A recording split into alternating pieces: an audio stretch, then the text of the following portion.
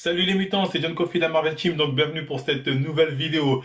Donc aujourd'hui on va parler un peu du cheat meal. Le mythe, ce que j'appelle le mythe du cheat meal. Donc pourquoi on en parle? Parce que la dernière fois quand j'ai fait la vidéo j'ai un doute.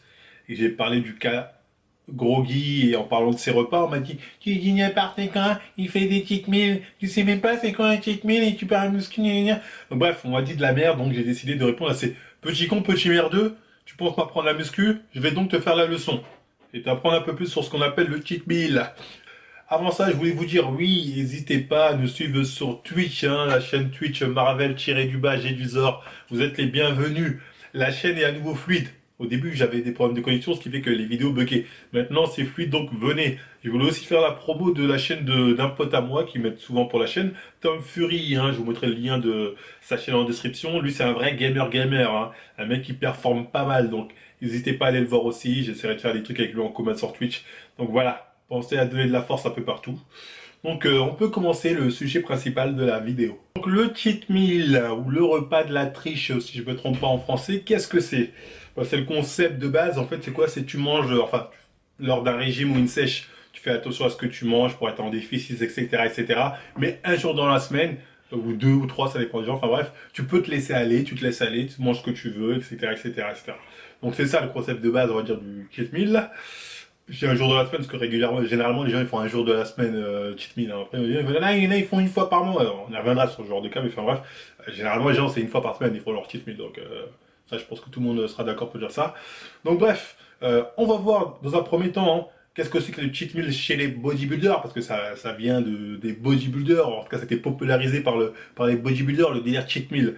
Et après, on va voir chez les gens random, chez les gens random qui pensent qu'avec un cheat meal, ils vont avoir le physique de Groggy, on va voir ce qu'il en est réellement. Et on va voir aussi pourquoi, selon moi, on parle de cheat meal. Quelle est l'arnaque derrière le cheat meal? Parce que vous allez voir qu'encore une fois, on est dans le achète maintenant. En fait, on vous le met en avant pour ça. Mais enfin bref. Donc le cheat meal chez les bodybuilders, pour commencer, qu'est-ce que c'est? Là, c'est assez simple. Il y a deux catégories. Bon, c'est pareil pour les randoms, il y a des liens, on y reviendra. Mais enfin bref, chez les bodybuilders, il y a ceux qui vont pas faire de cheat meal. C'est-à-dire cheat meal n'existe pas. C'est des mecs qui sont body, ils sont en préparation de compétition, parce que oui, c'est durant une sèche qu'on parle de cheat meal, parce qu'en prise de masse, t'as pas besoin de faire de cheat meal, parce que tu te laisses aller, de toute évidence, normalement, on va dire en théorie. Donc oui, les mecs qui vont faire des sèches, il y a des bodybuilders, durant leur sèche, ils vont pas faire du cheat meal, parce qu'ils savent faire un cheat meal, c'est contre-productif, même si ces mecs sont chargés. Ils savent que c'est des mecs qui, de base, ils peuvent pas se permettre de faire un cheat meal, sinon ils tuent leur sèche. Donc, tu as cette catégorie de bodybuilders qui vont pas faire de cheat meal. Pendant toute leur prépa, il n'y aura pas de cheat meal. Les mecs, ils vont calculer ce qu'ils vont, ils vont prendre leur riz d'Inde, leur ce que tu veux. Mais il n'y aura pas de cheat meal, il n'y aura pas de merde. Parce que ces bodybuilders ne peuvent pas se permettre, sinon ils savent qu'ils vont pas tester avec les autres. Les autres qui, eux, au contraire, vont faire des cheat meals. Mais ils vont pas faire un cheat meal une fois par semaine, les gars. Ils vont manger tout le temps de la merde. Quand je dis tout le temps H24, j'abuse un peu, on en reviendra après. Mais ils vont avoir une alimentation dégueulasse pratiquement pendant toute leur prépa. Ça va pas être leur priorité. Pourquoi? Parce que ces mecs-là, en plus d'être chargés, ils ont la putain de génétique qui leur permet de pouvoir manger de la merde et aller en compète. Je suis désolé, des cas comme ça, il y a que ça. Tu prends des Calum Van Mogger, le mec il tapait ses céréales ou je sais pas quoi avant sa compétition, son collègue il pétait les plombs, il disait comment tu fais Calum, comment tu fais, t'arrives à être sec. Il disait il avait pas de jet Calum. Tu prends qui, comment il s'appelle, Stanimol. Stanimol durant sa prépa olympien, il pas taper des burgers. Il a fait taper des burgers. Ouais, mais mon entraîneur m'a dit que c'est bon. Il tapait des burgers, le mec était sec comment? Faudra pas me dire rebond glucidique. Non, il a tapé ça pendant pratiquement tout son voyage à Las Vegas, c'était burger sur burger. Donc, me parlez pas de. Il y en a qui en ont pas besoin. Donc, cheat meal, c'était tous les jours. Donc, c'est pas, non, mais c'est une fois un rebond glucidique. Non, non, c'était cheat meal à 24 heures. Puis ça, on en sèche. On sèche, prépa de compète. Il y avait l'autre aussi, comment il s'appelle, Bessala. Il m'a raconté, il me disait, avant une prépa, une fois, je sais pas, il tapait un McDo ou une glace. Il est arrivé 2 jours après, compétition premier. Le mec avait pas besoin, donc cheat meal ça n'existe pas. Pour cela, en fait, cheat meal c'est tous les jours. Il y a ceux qui font pas de cheat meal, qui se permettent pas d'écart. Un autre cheat meal, parce que sinon ils savent que physiquement ils sont morts. Et d'un autre côté, tu as ceux qui, pour eux, cheat meal c'est tous les jours. C'est en tout cas quand ils veulent, parce qu'en fait, ils ont pas besoin de sèche, de faire une diète stricte, entre guillemets, on va dire, pour être sec à l'année. Ils ont la génétique et les physiques qui va avec. Donc voilà, j'espère avoir été clair sur le cas des bodybuilders. Maintenant, on va essayer de voir le cheat meal chez les gens random, c'est-à-dire les gens qui ne sont pas bodybuilders ni compétiteurs. Je vais même pas parler des mecs genre random chargés, parce que la plupart du temps, le cheat meal aussi, ils en ont rien à foutre, ils bouffent de la merde tous les jours. J'adore manger, je suis un bon mangeur, j'aime bien kiffer. Ma maman m'a appris les bonnes choses. Donc voilà. Donc moi, ce Snapchat, il est pour les kiffeurs. Tous les petits mecs en puzzle qui mangent des asperges toute l'année et qui mangent que des pilules et des trucs chelous, restez chez vous, désabonnez-vous. Donc voilà, ça c'est pour il y a pas de cheat meal, hein. Ils ont les produits qu'il faut pour sécher, enfin bref. Mais pour le genre random de tous les jours, on va partir du postulat qui est natif. Donc cheat meal, on est d'accord, ça se fait, on parle de ça quand tu fais une sèche ou un régime, hein, c'est plus ou moins la même chose. Donc il y a des mecs qui sont en train de nous dire qu'on va dire à des mecs qui sont en surpoids, des mecs qui de base sont gras ou ont une très grosse facilité à prendre du gras, qui ont envie de sécher, on va leur dire, mais c'est pas grave, une fois par semaine tu peux manger de la merde, ça va pas se ressentir, caca caca caca. Donc les mecs qui vous sortent ça, ou qui vous vendent ce concept-là, sont forcément malhonnêtes. Le mec qui veut vraiment, si tu vraiment, hein, le mec qui veut perdre du poids, tu peux pas le conseiller de prendre un cheat meal. Tu peux pas lui dire, ah, fais un cheat meal de temps en temps, c'est que dalle. Ce mec se fout de ta gueule, mec, tu vas pas perdre de poids, en tout cas, ça va être très très lent.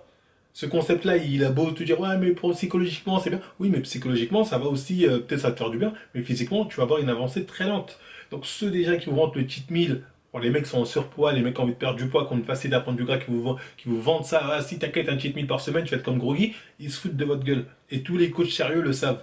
Quand tu veux vraiment perdre du poids, t'oublies cheat meal, t'oublies le jour où je mange de la merde, je fais pas attention à ce que je mange tout et n'importe quoi. Oublie ça. T'oublies ça, ça c'est la première catégorie. Donc ensuite, on va voir l'autre catégorie des personnes. Il y a des mecs qui vont faire des cheat meals de temps en temps, mais qui vont être super secs, tatati, malgré leur cheat meal. Donc, qu'est-ce que ça veut dire? En fait, c'est comme j'ai dit, encore une fois, c'est le même parallèle qu'avec les bodybuilders.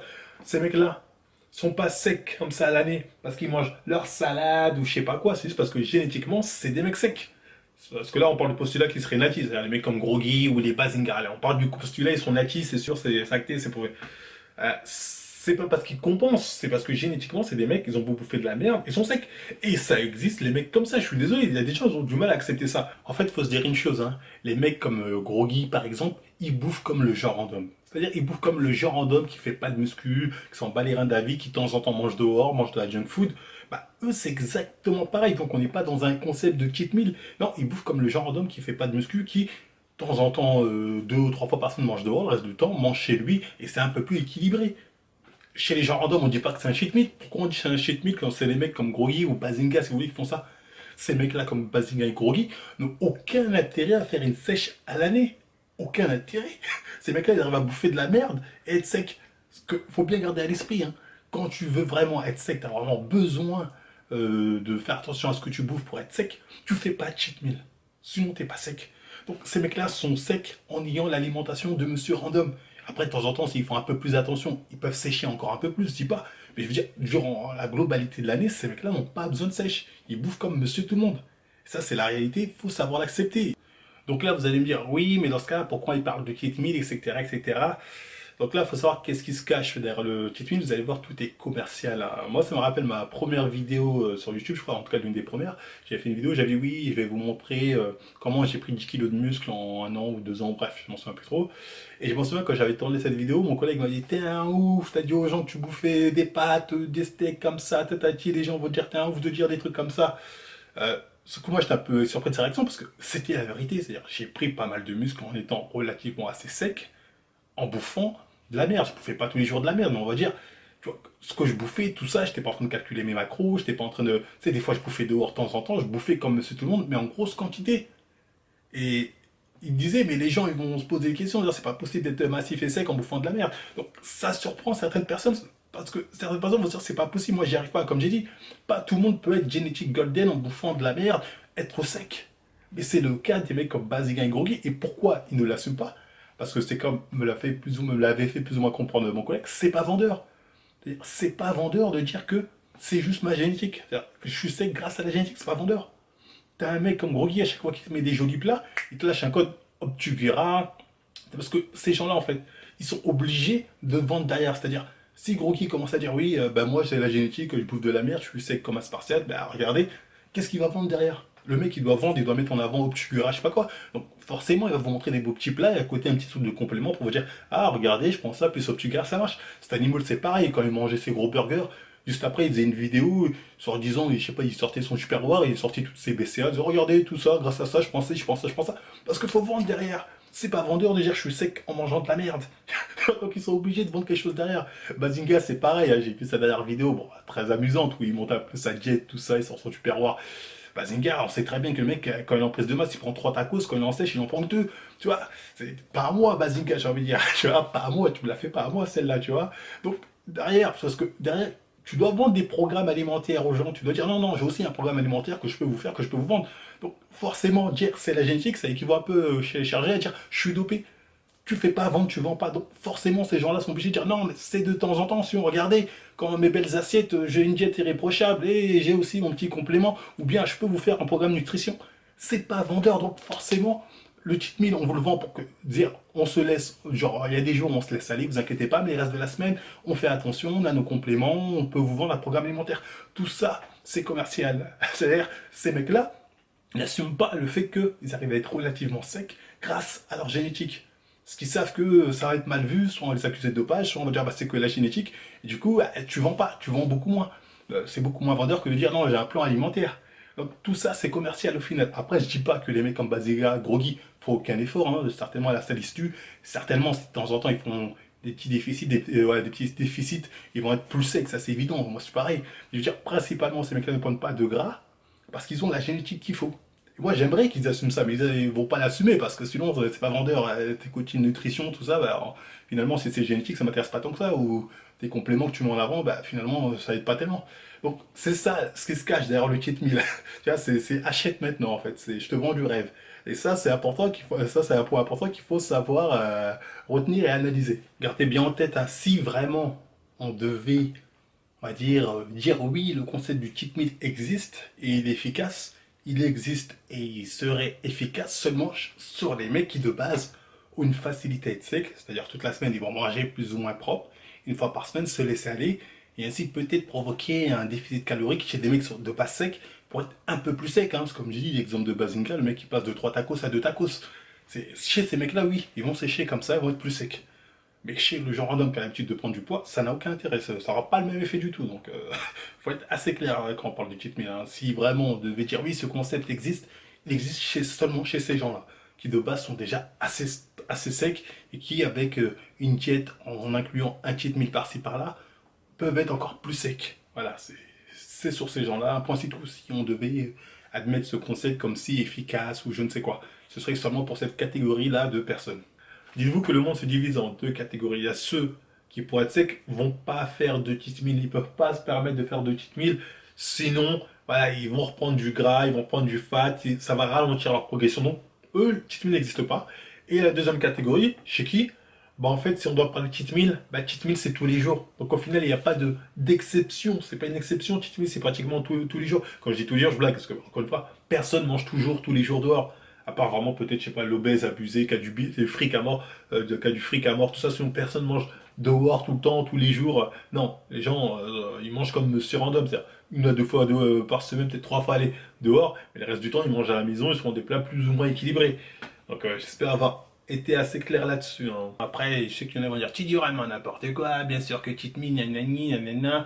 Les gars, continuez vos cheat meal, on va voir si vous allez sécher. Continuez, hein. Je parle vraiment pour ceux qui ont l'habitude à prendre du fat, hein. Pas les hypocrites qui eux sont secs, qui vont vous dire mais non, cheat meal ça marche, alors que naturellement, ce sont des mecs qui peuvent taper des pizzas géantes, ils sont quand même secs. Tu vois, ils se foutent de votre gueule quelque part, j'ai envie de dire. Moi, je parle pour ceux vraiment qui ont une facilité à prendre du gras ou qui galèrent. Continuez vos cheat meal. Alors regardez Nassim Saïdi, il dit je me fais plaisir, bah lui il facilite à prendre du gras, il sèche pas. Il sèche pas. Donc voilà, c'est à vous de voir après, à part si vous êtes sous-produit, là peut-être vous allez sécher en bouffant de la merde, mais généralement tu fais du cheat meal, vous n'allez pas voir les résultats, hein. En tout cas pas tout de suite, vous allez galérer, hein. Donc voilà, j'espère avoir été assez clair avec vous. Bah, si c'est le cas, bah, on like, on partage, on s'abonne, hein. On n'hésite pas à nous suivre sur Instagram, Twitter, tout tralala, les codes promo, SD Nutrition, Open Again, tout le bazar. Et moi, je vous dis à la prochaine émission.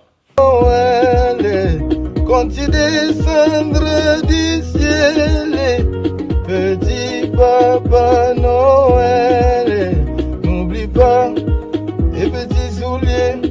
N'oublie pas ma paire de Louboutin, n'oublie pas ma paire des Zanotti, n'oublie pas ma paire des Digoire.